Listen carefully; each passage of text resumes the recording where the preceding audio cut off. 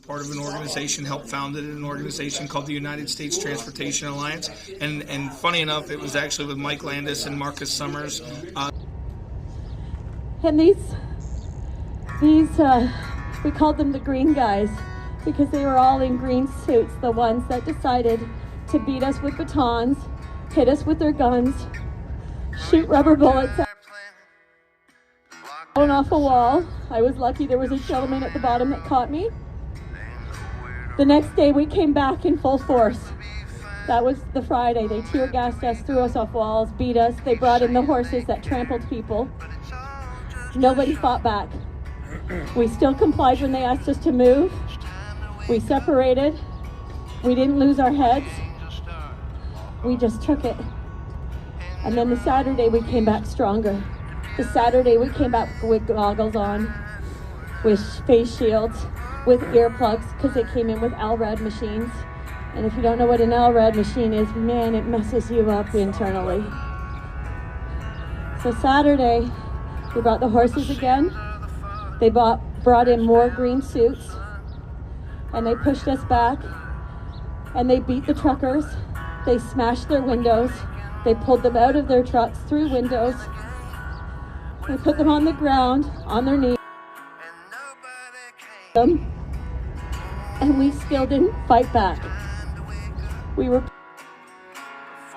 Didn't fight back. After they put tear gas on us and pepper sprayed us, and there's lots of videos showing that.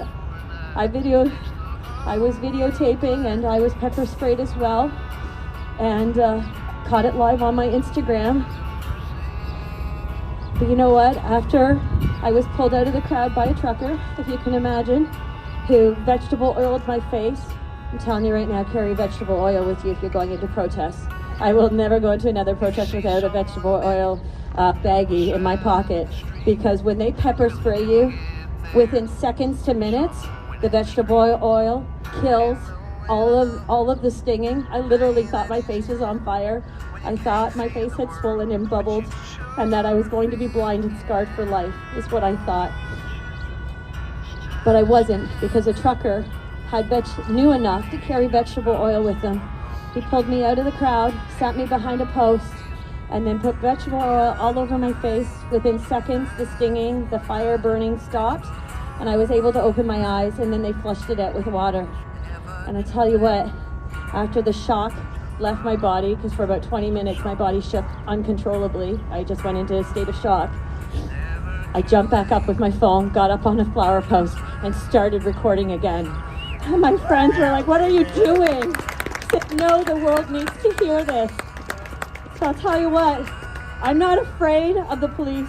I'm not afraid of the RCMP. I'm not afraid of those UN forces. And I'm not afraid to be pepper sprayed, because I know the antidote. Ottawa taught us what we can do to fight back without fighting back. And after they pepper sprayed, routed us, we put on the music and we all stood strong and sang "Oh Canada." And then we danced. That's how we fought back. And I'll tell you what, the people around the world that were watching our live stream saw this, and they stood with us.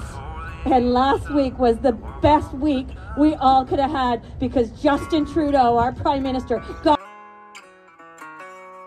for being a dictator. So that's what Ottawa did. It united us and roasted our Prime Minister. And now our Prime Minister is trying to fight back even harder, because he's been embarrassed on the world stage, and he's been called out for the coward that he is. So now he's arresting the MPs that stood with us on the Hill. He will be arresting the doctors, and he probably will be arresting the influencers, and then our independent media that ratted him out. But we're not afraid. He is WEF, exactly. That information's been coming out, it's been seeping out. But we are strong, and we are united in love. And you can't beat love. This is a spiritual awakening that's going on. Good versus evil, light versus dark.